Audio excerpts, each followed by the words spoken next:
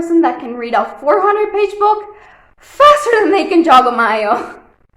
I am also the sort of person that loves to write and read, to the point where I have written and published 3 books and have a long and growing to-be-read list. Still, I think we can all agree that we have all read a book at one point in our lives. And maybe some of you found your love for reading then, and maybe some of you didn't.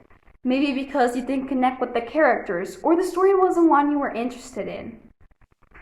But what if I told you that there now, more than ever, exists a world of stories out there that can have that story you have always wanted to read and never found? I would first like to start by saying that I am not here to tell you that you should read. I am sure a lot of people have probably already told you that, and that you're a little tired of hearing it, if not a lot, let's be honest. But what I am here to talk to you about are the changes in the YA book industry or the young adult book industry, because it has become a place where you can talk about serious issues through what you might read and write, and a place with so much more diversity in its characters, topics, plotlines, and authors in the recent years, so that if you decide to pick up a book or start writing after this talk, which would be amazing, or if you decide to do so in years to come, you know what is out there for you. Books are never easy to pick, especially if you don't know what you like reading about. Personally, I love young adult fantasy, otherwise known as YA fantasy, and I have loved reading since I was very little. And that's why I can tell you that the young adult book industry has changed tremendously in the recent years. The stories that before predominated the industry have changed to become much more diverse and inclusive. Before we might have read the story of the man that saves damsel in distress, while today we read the story of the damsel that saves herself, or even the man. Before we might have also read the story of the predominantly Caucasian main characters, while today we read about people from all around the world as main characters, and about different cultures and sexual orientations. Stories have changed to better connect with the new generation of young adults. Take some of the YA classics. Around the World in 80 Days by Jules Verne, Frankenstein by Mary Shelley, or even Damien by Hermann Hesse. All of those stories have Caucasian male main characters, and they help build the idea of what the main character and story should be that the industry is now changing. Even Harry Potter by J.K. Rowling or Lord of the Rings by J.R.R. Tolkien have male main characters, and there's nothing wrong with that. But we now have more stories that have a strong female main character, like Mare from the Red Queen series written by Victoria Aveyard, that is leading a revolution that is fighting for equality in this world that is divided by blood. Or even Inesh Gaffa from the Six of Crows duology, written by Leigh Bardugo, that was kidnapped and trafficked at a very young age, but managed to come out victorious and participate in this amazing heist. Or even the book by Adam Silvera, They Both Die at the End. And yes, you heard me right. They're literally telling you the ending of the book in its title, but it still does not prepare you for all the wants to live and cry that you will go through by the end of it. And I can tell you that by experience. Stories now also talk about current and pressing issues. The Hate You Give is a book written by Angie Thomas that talks about police brutality and racism in society that before most likely would have been censored, like To Kill a Mockingbird by Harper Lee. Now it is an award-winning book for the fictional story it tells that is true to so many. Stories now also not only show the good morals in people, but also the bad or great morals people can have. Renegades, a trilogy by Marisa Mayer, shows us how that line between good and bad isn't as clear as we like to think it is, and it does that through this world with prodigies with powers and normal people.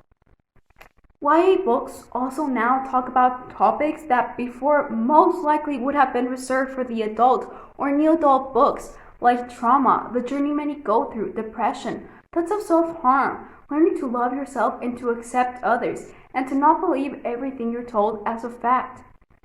Reading about these topics as a young adult can help you see that whatever challenge you might be facing or going through, you are not alone in it, and that can help you also feel some comfort.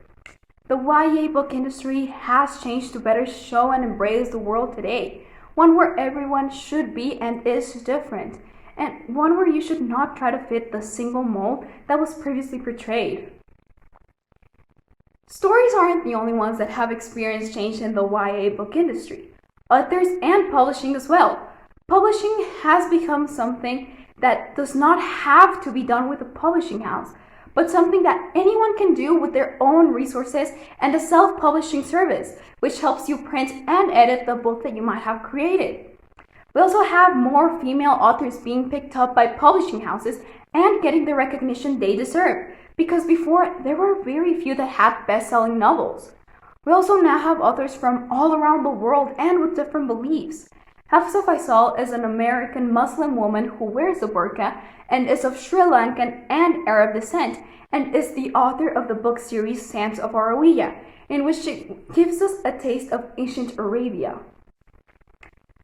As the YA book industry changes, the community does as well. Readers and authors now more openly speak out against serious issues in stories, denouncing stories and even authors that are racist or that misportray a marginalized community.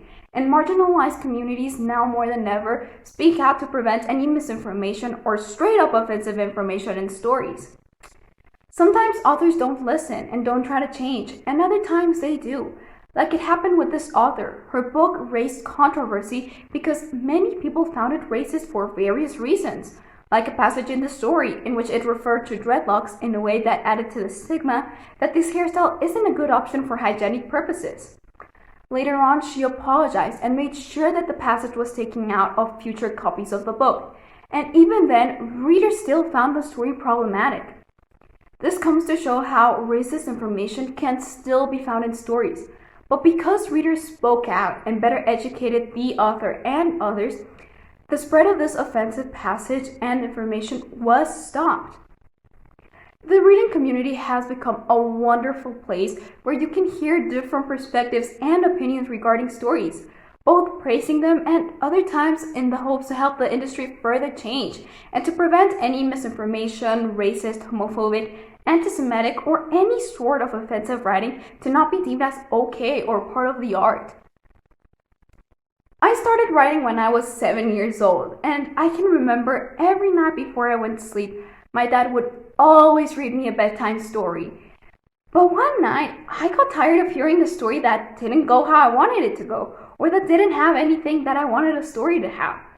So I took matters into my own hands by basically hiring my dad to write down a story that I would tell him bit by bit every night before I went to sleep. The next day is where he would earn his pay by typing down in his computer everything that I had told him. Since back then I barely knew how to tie my shoes, never mind type in a computer. I would then sit down with him and tell him to change certain things to fit the story that I had come up with within my head. And that's how slowly we published my first book, El Misterio del Crucifix.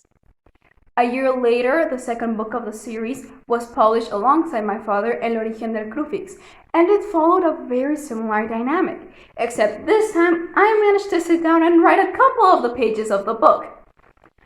Later on, I realized that my father's services were no longer required and that I would have to let him go. So I basically fired him and did the next book on my own, sitting down on afternoons to write a new story that had popped into my head. And it was sometimes really hard knowing how to continue the story or write a scene to fit specifically what I had come up with in my head. But that taught me that you're in no rush to write your story. You will inevitably need breaks, and you should take them. Leave the story for a few days so that when you come back, you have a fresh mind and try it again. And don't forget to edit, and edit some more, especially if you want to take your writing more seriously or professionally, because there will always be small things that you might have missed the first time around. Eventually, I rehired him and even involved my mom for the translation and to touch up the drawings for my third book, Streaming Hoops, that was published a year later. I have not stopped writing since, because writing for me is a way to let my imagination go crazy and to also express myself, my emotions, and my ideas through the characters or the stories that I might create, because it's my story and it can be anything I want it to be. In my more recent writing, I concentrate on creating characters from all around the world to help tell my stories, and also talk about issues that we as young adults might face, like not feeling like you're enough, learning to love yourself and who you are, and that life is not completely black and white. Writing has also taught me that no idea is too crazy or bad. So if an idea for a story pops into your head and you're doubting it because you don't think it's good enough, stop yourself right there. Don't kill any ideas before even trying them. You will never truly know if it really isn't what you want unless you give them a try. Make writing your own personal channel to experience issues and educate yourself through research for stories you want to write when needed, and do it correctly. And speak out on things you believe in, even if you don't share your writing with anyone. My more recent stories I have not shared with anyone because I want to keep them to myself for now. And that's another of the amazing things about writing. It is something that you can and should do for yourself and yourself only. Whether you share what you write is completely up to you. That's one of the biggest lessons that I have gotten from writing. Write because it's something that you like and that you find a joy in, not because of external pressure you might feel. Make writing a little safe space for yourself that you can count on and go to whenever you want. I always read and write alone in my room with music playing in the background because it makes me feel like I'm in my own little world. So make it your own little personal bubble. We're always taught how reading is a way for us to learn more language, history, or lessons, and it's completely true. But reading for me is also a way to let my imagination run loose and to also learn, grow, and help understand myself and others better. YA has shown me a variety of characters that I can relate to on a personal level, and that has helped me understand much more of who I am, why I might feel certain things, act a certain way, because the characters and I are sometimes driven by the same things. It is almost like seeing yourself fully for the first time. YA books have shown me characters that vary in race, shape, size, beliefs, sexual orientation, culture, and much more, and issues from our world today, even through fantasy worlds that are not even remotely similar in structure, yet have so many similar issues. Even with all the progress that has been made, there is inevitably a gap for growth and change. There's still a lot of censorship around the world and in the community, which limits the titles that young adults can read. And female authors still face a disadvantage compared to male authors when being picked up by publishing houses. And diversity has gone from something that was done to embrace the world today and positively to something that is done just for the sake of being able to say the story is diverse because it has a character of color or part of the LGBTQ+ community.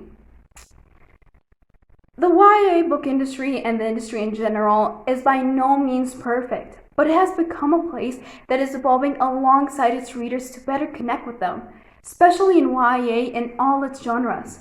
We have gone from having a very established mold of what the main character, storyline, and plotline should be to one where we can experience different characters and stories that we can relate to on a personal level. Reading and writing can be a way for you to express yourself, raise your voice, and grow as an individual. They can almost be a guiding step into figuring out who you are as a young adult. And it's a way for you to step into 1,000 different lives and live them as if they were your own. And sometimes even get a break from everyday life with just the flip of a page. There have been so many times that I have been so invested in a story that I can't help but shriek out of happiness, surprise, or anger. Other times, for the sake of my parents, I just go for the slowly close the book because I need to take a mental pause to process what just happened, or the slightly more violent option, throwing the book across the room. But hey, if a story isn't causing you that sort of reaction, is it really that good of a story? Reading and writing can create amazing worlds that before the changes in the YA book industry, we as young adults might not have been able to experience it in the same way. So step into that world. Look for books in your local bookstore. Check out BookTube or BookTok, which are the book sites of YouTube and TikTok for book recommendations. Search for that story you have always wanted to read. And if you can't find it, write your own story.